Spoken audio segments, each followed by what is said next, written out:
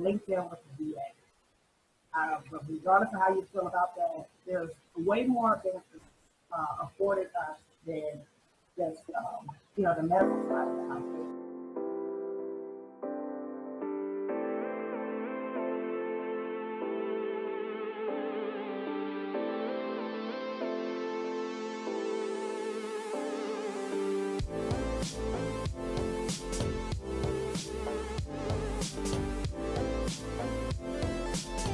Rolande Sumner, the CEO and founder of Butter Angels, and I have the privilege of working with such a contributing member of our community, Lila Holley. She is a transition coach, which is something that a lot of veteran women need and we just don't know enough about. She is an award-winning author. She's the co-writer of Women Veterans Speaking Up and Moving Forward. She's also written 3 other books: Battle Buddy, Maneuvering the Battlefield of Transitioning from the Military, Camouflage Sisters, Revealing Struggles of the Black Women's Military Experience, and Camouflage Sisters, Silent No More. And she just released a brand new book called Behind the Rank that she's going to share with us. Thank you, Lila, so much for joining us today and just imparting your wisdom on us. Please start off by telling us your entrepreneurial journey and how you got on this path of helping us. Well, thank you so much for having me, first off. I really appreciate it. I did 22 years in the U.S. Army, first off, and that's how all this started. So, as you know, women serving in the military, we feel like we can conquer the world. And so I went into transition just like that. I conquered the world. I traveled. I deployed, led troops, and reached officers, and things like that. Transition was just going to be another thing that I had to do. And so I went into it like that, and very shortly into the transition process, realized that it was unlike anything else that I had faced in my military. And found myself dealing with anger issues, depression, and things like that. Just really trying to figure out who I was when that uniform finally did come off. And found myself reaching and tapping into resources that I had never used in my military career, like mental health resources, things like that.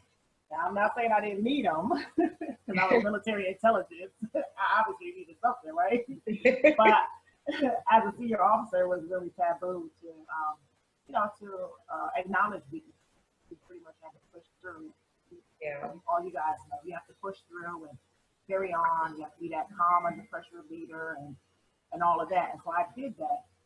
But in transition, it was different. I was like, yeah, this is not going to work because it's affecting my relationships with my family, the people that love me, the people that are here to support me. Mm-hmm. So I really had to take a step back and take a look at what was important to me at that time. And so that's when I got help and learned a lot of lessons in that process. And got to thinking a lot. I asked a lot of questions and got to thinking a lot. And I mainly started thinking about the people who didn't have a good support system in place. I had my family all around me. I had moved back to New York, so I was around my family, my mother, my father, my grandmother, and my husband, who was also a veteran, and which was very, very helpful having the sound board and just a reality check as I was moving to transition. But when he started taking notice of my change in my behavior, he tried to call me out and ask what was going on with me, and really made me take a look at the transition process, how I was maneuvering through that. And I wasn't doing too good, and he saw that. So I started journaling. I asked a lot of questions of veterans who had written for me, and I started thinking about those other service members who will be coming behind me who didn't have a strong support system. So that's when I got the idea to write a book about the emotional side of transition, and that's when I came up with Battle Buddy, my first book here. And it's a short little book, but it's really a heartfelt book about the lessons learned, the challenges I went through, and different things like that in my transition. I use it when I speak at colleges and when I speak at veteran groups. to really kind of let them know that there is emotional piece tied to any life change and things coming military. Just one of those life transitions. I mean, think about when you got married or you had kids. If Yeah. you think about those things, there's always some type of emotion tied to that. Yeah. Transitioning from the military is the exact same thing. Well, I mean, again, I want to thank you because I know when I got out, it was like I kind of felt alone, and I had a kind of rocky exit because I exited. I retired medically. I mean, I was like a breath away for 20 years, like literally 2 weeks away from my 20-year mark, and so it would have been nice. Like I want to spread the word because I think there will be so many women to benefit from your words of wisdom and your experience. I felt alone because like nobody really talks about it. They're like, oh, I'm so happy that you decided to share with us that this is your passion. This is what you're doing to help other veteran women not only understand that they're not alone. This is not a singular issue. They're not crazy, but that, these are some steps that you can take to make it easier. So please share with us your books, but I really want to hear about the latest book that you've written, and please dig into that. Like, really tell us about that. Yeah, so it all started, like you said, it all started with me asking all those questions. And in the process of asking all those questions, I was like, man, we have some amazing stories. Like, who is telling our story as military women? Just like you said, many of us feel alone. Many of us feel like our voice, nobody wants to hear our voice. Nobody wants to hear our stories. And I feel like as military women, if we allow someone else to write the narrative of our story or to tell the narrative of our story, they tell it their own way. And a lot of times it's fictionalized. A lot of times it's on that ugly part of our story. And our stories are layered. There's the good, the not so good, and then there's that downright ugly part. And that's the part that's always hear about. We're not all broken. We're not all damaged goods. I mean, we've had our challenges, but we were leaders. You know what I mean? We were leaders. We've done some amazing things in our military. So I got the idea of doing compilation books for anthologies, telling the stories of military women in their own words. And so that's how Camouflage Sisters was birthed. This is our first book right here. And it talks about the journey of African American women, Black women serving in the military. That's who I am. That's what I know.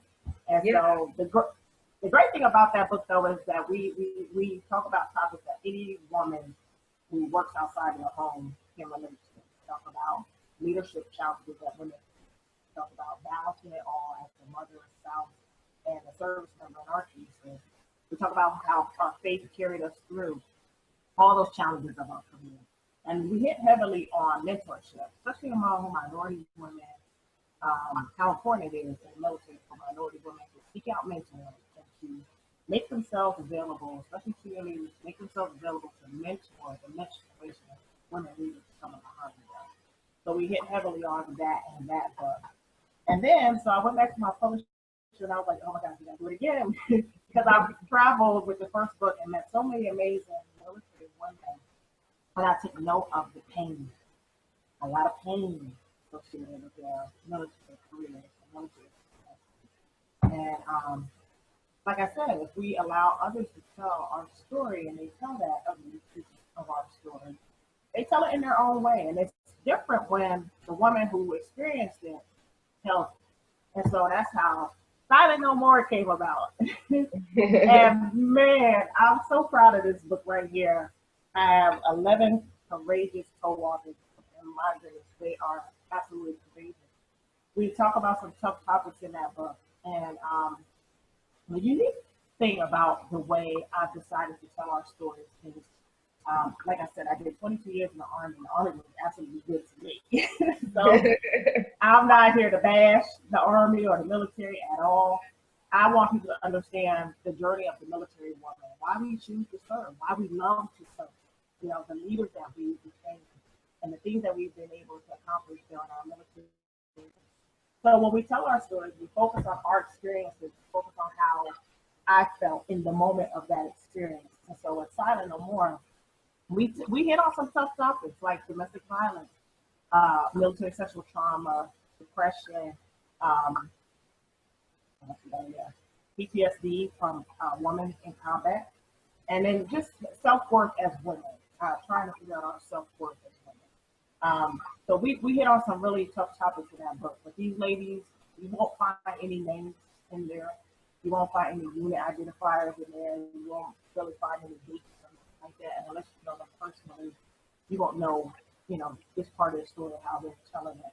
A lot of these women are telling their stories for the first time in this book, which is amazing to me. It's so courageous in itself.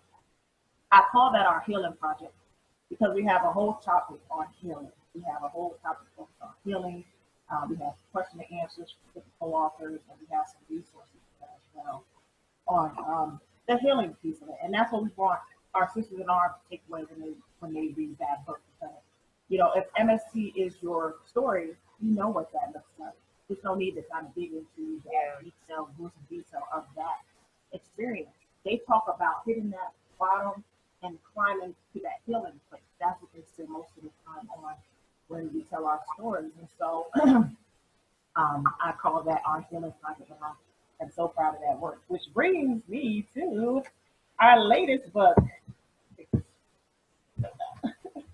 Behind the Rate. I'm so excited about this book. I had 29 co-authors in this book, and just what you talked about earlier about feeling alone and being medically retired and what all that feels like, and what that, you know what I mean? We talk about that in this book.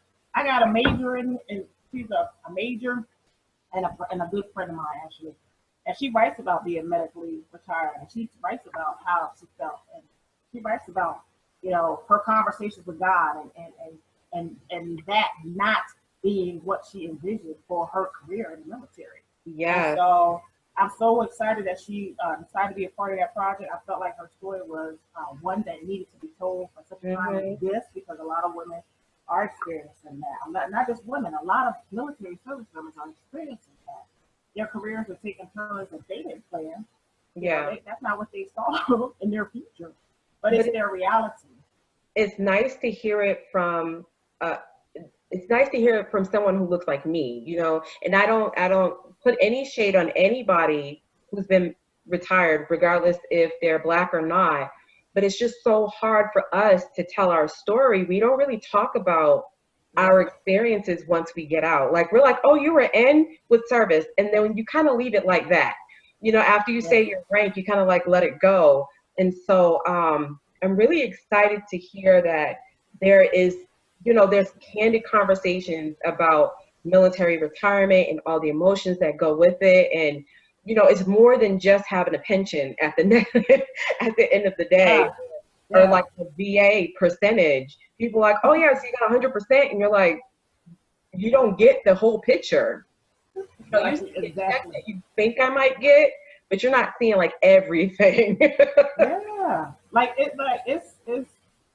I tell my husband I don't want 100% because I have friends who are at 100% and right from themselves, and they're dealing with a lot of health issues out of the so it comes from the right. Absolutely, and that's what people don't understand, and that's why Behind the Rank, the title says so much. Behind the Rank, you don't understand the story behind the rank. You don't understand the story behind that lifetime check or that pension check or that VA ID card. You don't understand. And let me tell you about what that really means. You know what I mean? So we hit on a lot of tough topics in this. One of the co-authors, she talked about, she's still serving, and she talked about working her way through a toxic leadership environment. One of the, oh my gosh, yes. And it was just so interesting to interview her on our online radio show. And she shared that as she was writing her chapter, she realized that there was still a lot of emotions that she hadn't dealt with. And she was very, very angry as she was letting out, reliving that memory and writing her chapter. And I remember that, and I chuckled because I remember going through that process with her, editing her chapter, and asking her to go back and look at it from a different perspective. Because the way she wrote it, she was very, very angry, and it came out as such. And I just had a conversation with her because she is still saying. So, you know, these are her words, and a lot of people are going to read them. You know, maybe even some of her leadership. So I want her to make sure she told this story in an honorable fashion, in a manner of which she can teach a lesson to the next generation of leaders coming. Yeah. Because toxic leadership ain't gonna go nowhere. I mean, we know that to be true. Yeah. It just is what it is. But if you take a lesson like that and turn it into a teaching point, then all the better. And she did a great job of rewriting it out there. And I'm very proud of it. We talked a lot about deploying as women serving in the military, leaving our baby behind, how we feel. You know, a couple of the ladies talk about that. I'm excited because we have some Vietnam era veterans in this book as well. We talk about the military transition of women into the regular army and into regular service, and what that felt like and the things that they had to deal with. So I'm very excited about this book, and I'm excited because we just jumped right into recruiting for the next book too. So we're looking for co-authors for volume 2. The plan right now is for it to come out next March for Women's History Month. And so I'll share that information with you if you want to share it with your population. You're more than welcome to contact me if you're interested in sharing their story. And these are short stories. I wanted this book to be, I had in mind like chicken soup for the military woman, chicken soup for the military woman, you know. So they're shorter stories than our first 2 books. They're shorter stories, but the ladies do a great job of just telling a little bit of their story and really leaving the reader with something to encourage and inspire them. And so that one is really, really, truly for the next generation that we're coming behind. Great. Okay, so ladies, listen up. There's an opportunity for you to potentially tell your story, and let your story be useful to other women veterans out there, because we all have a story and there's always a lesson in it. So at the end of the video, there's going to be information that you can share, or information that you can utilize to get a hold of Lila, and then she'll go through the process of, you know, seeing if your story will fit into the narrative that she's trying to share. So Lila, you're also a coach. What does that look like? So like, say I get out, I project getting out in 2 weeks. What would I do as a newly transitioning or newly exiting service member? What would I do to get a hold of you? And what type of services do you offer to someone who's brandy new out of the military? And so that's an interesting journey for me too, because it was so easy in the military to coach based off of my job. But in this arena outside of the uniform and coaching, I really tie it into the books and the projects, and I focus a lot on writing, and I focus a lot on getting in touch with your emotions and putting in place that system to effectively and in a healthy manner process those emotions tied to transition. And so I do a lot of writing. I do a lot of, it's a lot of woo-woo stuff. You know, and it ain't for everybody. But I think at the end of the day, I always say, what good is that great BS job if you can't even pull yourself out of bed? I mean, that's some people's reality. You know what I mean? And so there's nothing wrong with having somebody to talk through your emotions, having somebody to understand what you're going through emotionally. And I always, when I speak to veterans, I always tell them my race, because I think it's impactful. A lot of times you won't hear me talk about my race, but when I speak to a group of veterans, I tell them my race because they know what that means. I was trying to CW4, and I tell them my struggle with depression. I tell them about my struggle with transition, and I let them know that, hey, if I can have challenges and struggles and make it through, then nothing wrong with you. I mean, it's a normal part of the transition. So don't think that there's something wrong with you. And it's not just me at CW4. I've met colonels and senior NCOs and E3s who have struggled in transition. because it is a process. And so I'm very hands-on. I'm a talker. I like to pull things out of people and get them to write. Writing is so therapeutic. Writing is so many healing benefits to writing. And that's what I focus a lot on. Great, great. So what are three things, in addition to writing, what are three things that you suggest any woman veteran who is either new in her transition or continuing her transition? Because we both know transitioning can take years to get through. What are three things that we must do? Okay. So the first thing is you're absolutely right. Transition, I believe, takes about 3 to 5 years fully transition. I just hit my 5th year, so I'm starting to feel like I finally got this thing figured out. But the first thing is get yourself a LinkedIn with the VA. Regardless of how you feel about that, there's way more benefits afforded us than just the medical side of the house. There's education. So if you want to go back to school, if you want to become an entrepreneur, there's so many resources available to you, and you earn it. I mean, as veterans, that's something that we earn. It's there in place to take care of us. And if we don't utilize it, how can they know what our needs are as military women? And on the medical side, there's things that are changing all the time to better serve women veterans. So get locked in and with your local VA services. Make sure you get registered and all that stuff. Number 2, get yourself a new squad, a new platoon, a new something. That's why I tell people creating camouflage systems was kind of selfish, kind of sort of, because I needed that. I needed that sisterhood around me. I needed women around me who spoke the same language, who could relate to me. Because when I got out and I started dealing with women who hadn't served, They don't understand. Well, they don't understand us, and our personalities come off a little bit abrasive or whatever. We have a strange sense of humor. Yes. There's just a few things that you get blank stares when you don't serve. You're like, what are you talking about? So, and it's not their fault. They wouldn't know. We've had to toughen up and morph into something that acclimated to the environment we're in. So certain things we laugh at. We're like, oh, that is funny. It's disgusting, but it's hilarious. And you're like, oh my God. Yes.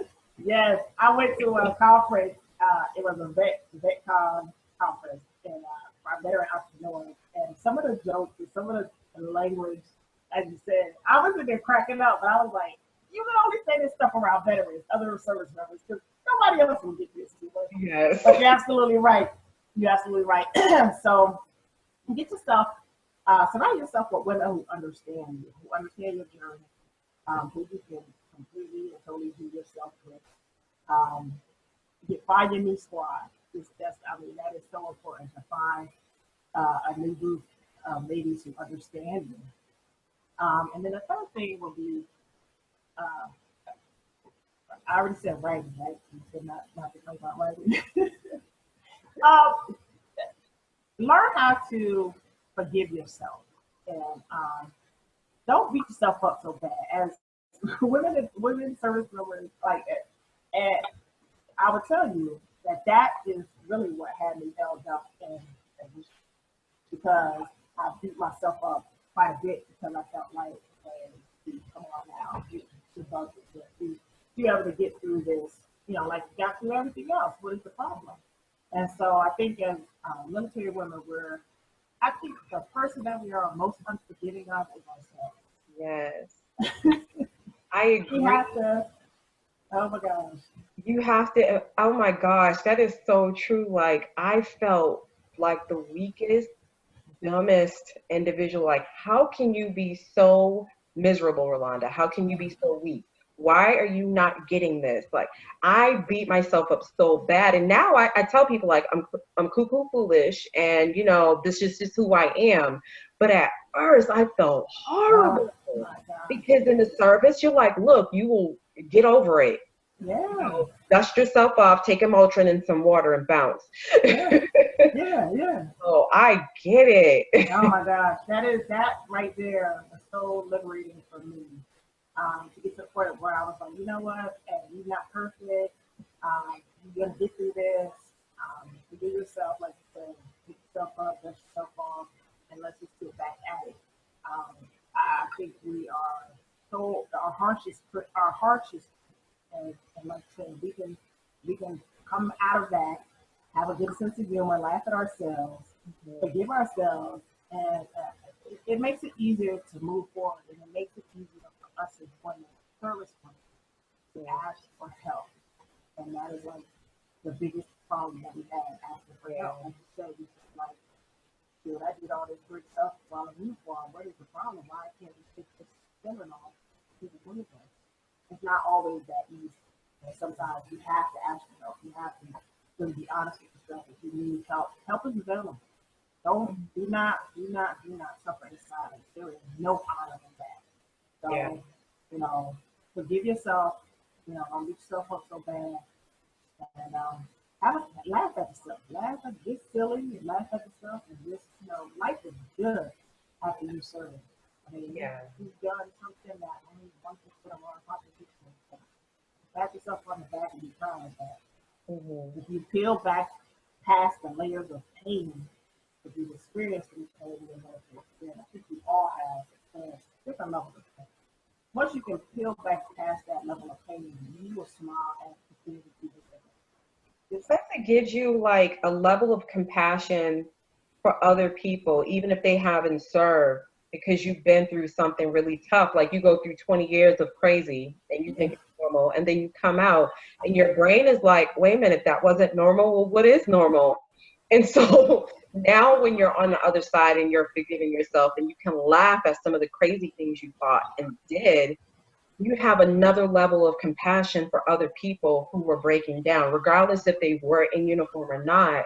You're just like, you know what? I get it. Like, it's not a lot of explanation or logic behind it, but I get it, and I'm here to help you. So that's the beautiful part of going through something like that. Please tell us how we can find you. And I want to revisit this. I want to have another meeting because I know you're looking at doing another project, and I want to highlight that. And I know there's just so many more things that I'm so excited. I forgot all my questions. So, but I want to have you back on so that you can talk to my audience again and tell us how we can find you. Well, I'm on social media, of course. Facebook as Lila Holley, and then we have our page, Camouflage Sisters LLC. You can like our page to stay abreast of all the things that we have going on. We also have a private group, Sisterhood. So if you go to Camouflage Sisters LLC, you'll see the group, the closed group. You can request to join. Just with one question, what brings you services to serve in, answer that question, and we'll add to the group. We share each channel, these things coming up in that group.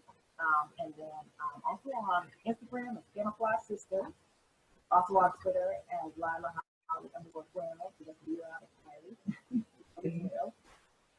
we also have an online radio show, which is titled In Session with Camouflage Sisters on Heroes Media Group. You can check out some interviews of all my co-authors and just different amazing stuff that we've got on the show. And then we have a magazine, an online magazine, that comes out twice a year, Veterans Day and Memorial Day. So we're ramping up for our Veterans Day edition. And I'm so excited because that will mark the 2-year anniversary of our first book. I'm so excited. So we're going to be highlighting the book and where are they now type of articles related to take part in that project. It's just been an amazing journey. I'm open to connecting with anybody.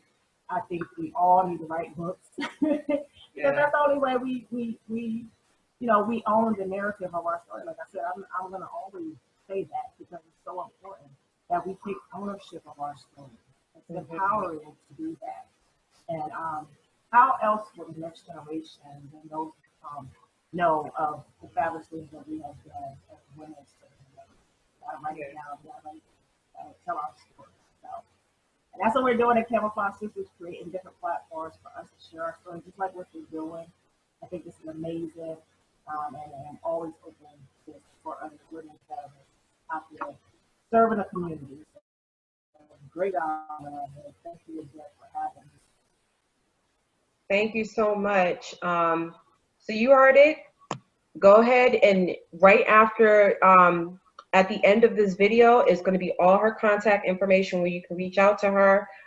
You can find her books on Amazon and anywhere books are sold. This is excellent because a lot of smaller authors, you can barely find their information, and you can find all of her books on Amazon, even her brand new one. So go out and support her, buy all her books, start a book club, share them with your friends, and let's get this information out there to other women veterans who are transitioning out.